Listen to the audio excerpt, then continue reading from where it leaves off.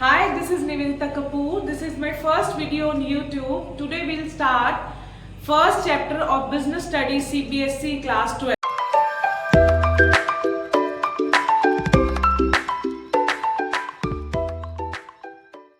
So students, firstly we will discuss that what is management.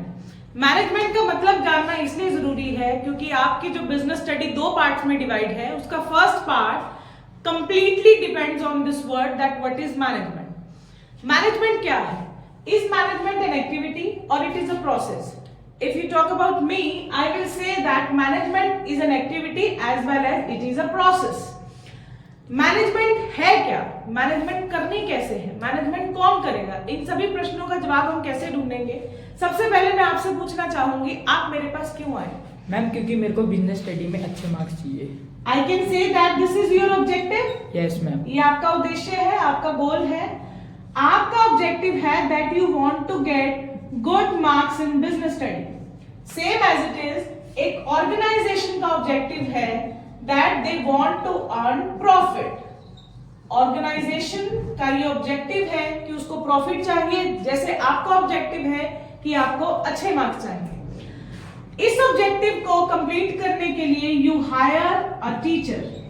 आपने एक expert को higher किया जो आपको अपनी सर्विसेज देगा और आपके इस ऑब्जेक्टिव को कंप्लीट करने में आपकी हेल्प करेगा।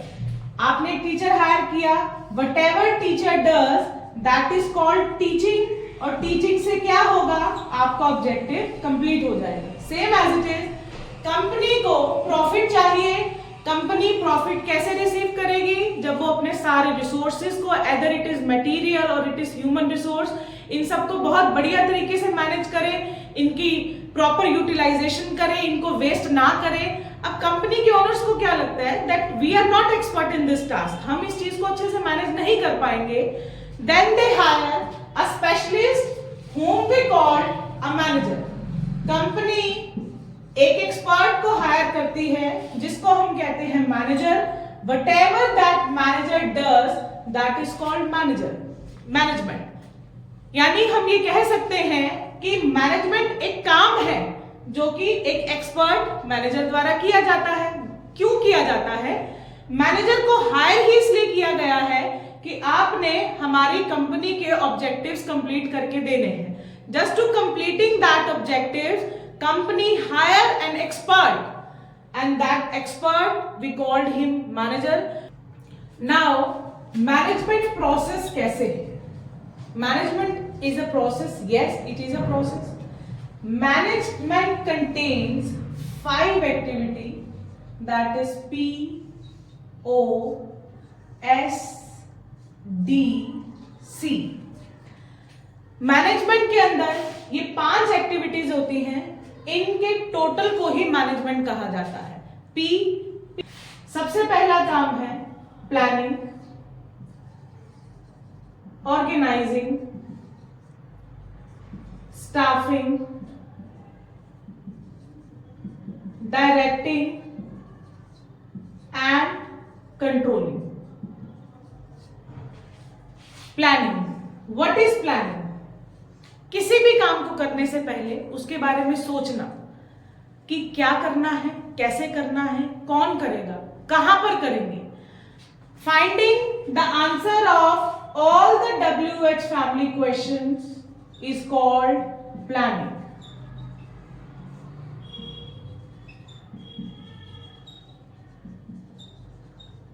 इन सभी प्रश्नों के जवाब ढूंढना ही प्लानिंग है। कोई भी मैनेजर जिसको कहा गया कि मुझे साल के अंत में प्रॉफिट चाहिए, मैनेजर यहां पर यह सोचेगा कि प्रॉफिट कैसे कमाया जाएगा, मैं अपनी टीम में किस किस को शामिल करूंगा, मैं काम कैसे कैसे करूंगा, कौन सा काम किसको दूंगा। whatever he do that is called planning। Planning हमारे माइंड में होने वाली एक्टिविटी है which you can never see। Second, जब प्लानिंग कंप्लीट हो गया, we assemble all the resources in a particular place। Manager अपना ऑब्जेक्टिव कंप्लीट करने के लिए सभी संसाधनों को, सभी रिसोर्सेज को एक जगह एलोकेट करेगा और स्पेशलिटी के अकॉर्डिंग उस वर्क को डिवाइड करेगा। That is called organising. Now we need staff. आप सभी जानते हैं ऑर्गेनाइजेशन छोटी हो या बड़ी हो, बिना एम्प्लॉइज के, बिना वर्कर्स के कोई काम नहीं हो सकता। हमें ऐसे ही वर्कर नहीं चाहिए कि किसी को भी सड़क से पकड़ के रख लिया, अभी हमारा काम करो। We need specialist person. Company will hire eligible candidate for vacant post, that will be called staffing. Now we need to give direction to our employees. अब हमें अपने जो हमने एम्प्लॉइज को हायर किया है, अब हम उनको काम सिखाएंगे कि हमारी ऑर्गेनाइजेशन में हमारे साथ काम करने के क्या इंस्ट्रक्शंस है, क्या डायरेक्शंस है। To giving right directions to the candidates, to the employees is called directing. Now at the last, controlling. आप सभी जानते हैं प्लानिंग जितनी मर्जी अच्छी कर लो, जब तक आपका अपनी कंपनी पर, अपनी कंपनी के एम्प्लॉइज पर कंट्रोल नहीं है, व्हाटएवर यू थिंक, जो भी टारगेट आपने सोचे थे वो कंप्लीट नहीं हो पाएंगे। Controlling is related to result. Controlling में आके हमें पता चलता है जो हमने सोचा था वो। Say that management is process, क्योंकि मैनेजमेंट के अंदर ये 5 activity, planning, organising, staffing, directing and controlling, ये 5 एक्टिविटी एक मैनेजर करता है एंड सक्सेसफुली करता है, तब हम कहेंगे कि कंपनी ने अपने ऑब्जेक्टिव जो कि टॉप मैनेजमेंट ने उनको दिए थे, कंपनी ने वो achieve. Now the next thing which we will discuss, what is effectiveness and what is efficient। Manager को इफेक्टिव तरीके से काम करना चाहिए या मैनेजमेंट को इफिशिएंट तरीके से काम करना चाहिए। पहले इन दोनों का मतलब क्या है। Effectiveness means completing the task, completing the task on time, doesn't matter whatever the cost। जितने भी पैसे लगे, पैसे की परवाह नहीं है, हमें काम टाइम पर पूरा करना है। Time is important in the effectiveness. Now what is efficient. Efficient के अंदर completing the task with minimum cost and minimum wastage of resources। Efficient तरीका हमें ये कहता है कि हमें रिसोर्सेज वेस्ट नहीं करने, हमें संसाधनों को बर्बाद नहीं करना और हमें कम से कम कॉस्ट पे अपना टारगेट अचीव करना है। लेकिन इफेक्टिव क्या कहता है। इफेक्टिव कहता है कि हमें काम समय पर पूरा करना है, चाहे पैसे ज्यादा लगे, पैसे कम लगे, रिसोर्सेज वेस्ट हो, लेकिन हमें काम टाइम पर कंप्लीट करके हमने अपना ऑर्डर देना है। और इफिशिएंट मैनर कहती है ऑर्डर कंप्लीट करना है but in minimum cost and minimum wastage of resources. तो दोनों चीजें मैंने आपको बताई कि इफेक्टिवनेस क्या है, इफिशिएंट क्या है। अब आप मुझे बताओ बेटा कि कंपनी में मैनेजर को इफेक्टिव तरीके से काम करना चाहिए या इफिशिएंट तरीके से।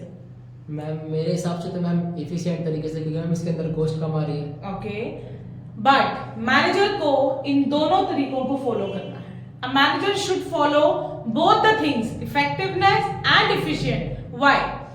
कंपनी को अपनी कॉस्ट को भी ध्यान में रखना चाहिए कि हम इन कॉस्ट मैनर को भी देखते हुए कम से कम पैसे में अपना प्रोडक्ट बनाए, लेकिन क्वालिटी कॉम्प्रोमाइज नहीं होनी चाहिए। प्लस हमें जो असाइनमेंट मिला है हमने वो टाइम पर पूरा करके अपने क्लाइंट को देना है। अगर हमने अपना ऑर्डर टाइम पर पूरा नहीं किया तो हमें क्या कोई रीऑर्डर देगा? इसीलिए we should complete our targets on time and cost effective. पहले management is a goal oriented process. Yes, it is goal oriented. मैंने आपको भी बताया था कि व्हाई वी डू मैनेजमेंट। हमने मैनेजमेंट क्यों की? कंपनी ने मैनेजर को हायर क्यों किया? Just to obtain the objective of a company. Company ने एक एक्सपर्ट को हायर किया, उसकी सर्विसेज ली। क्यों ली? क्योंकि कंपनी के कुछ ऑब्जेक्टिव्स थे, उनके कुछ उद्देश्य थे। उन ऑब्जेक्टिव्स को, उन गोल्स को कंप्लीट करने के लिए वी हायर अ पर्सन, और उस पर्सन ने जो भी काम किया हमने उसको मैनेजमेंट कहा। तो मैनेजमेंट का सबसे पहला फीचर यही है कि management is a goal oriented process, कि मैनेजमेंट जो भी काम करेगी उसके कंपनी के ऑब्जेक्टिव्स कंप्लीट होंगे। दूसरा कहते हैं management is all pervasive. All pervasive क्या है? All pervasive means which exist everywhere. जो चीज हर जगह पाई जाती है उसको कहते हैं all pervasive. Yes, management organisation में तो है, हम पढ़ रहे हैं, मैनेजमेंट हमारी डेली लाइफ में भी है। हम अपने रिसोर्सेज को मैनेज करके चलते हैं, हमारी लाइफ में कुछ टारगेट्स हैं, हम उन टारगेट के लिए अपने रिसोर्सेज को मैनेज करते हैं। लाइक हम अपना फाइनेंस मैनेज करते हैं कि मेरे पास इतने रुपए हैं, इसमें मुझे खाना भी खाना है, इसमें मुझे अपना रजिस्टर भी खरीदना है, इसमें मुझे अपना पेन भी खरीदना है। तो मैं अपने उस पैसे को कैसे यूटिलाइज करूं कि मेरे सारे इंपॉर्टेंट एक्टिविटीज हो जाए। सेम एज इट इज कि मैनेजमेंट घर में भी है, मैनेजमेंट बाहर भी है, मैनेजमेंट ऑफिस में भी है, हर जगह मैनेजमेंट पाई जाती है। तभी हम कहते हैं कि management is all pervasive. Management is continuous. Continuous means जो हमेशा चलती रहेगी।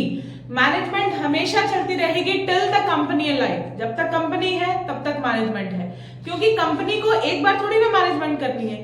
मैनेजमेंट क्या है? टारगेट अचीव करने का एक प्रोसेस है। तो टारगेट क्या वन टाइम हमें अचीव करने हैं? नहीं।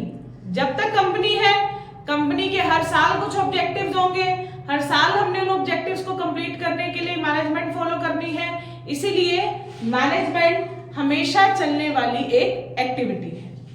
Management is multi dimensional. This point is important. ये पॉइंट अलग से भी बोर्ड में आता है कि मैनेजमेंट एक मल्टी डायमेंशनल है। मैनेजमेंट के कई डायमेंशंस हैं। हम उसको 3 कैटेगरी में डिवाइड करते हैं: management of work, management of people, management of operation. सबसे पहले मैनेजमेंट ऑफ वर्क की बात करूं, वर्क मींस काम। लाइक अगर मैं आपको कहूं हॉस्पिटल, तो आपके माइंड में क्या आएगा कि हॉस्पिटल एक ऐसी जगह है जहां पर मरीज जाते हैं, अपना इलाज करा के ठीक होके घर वापस आते हैं।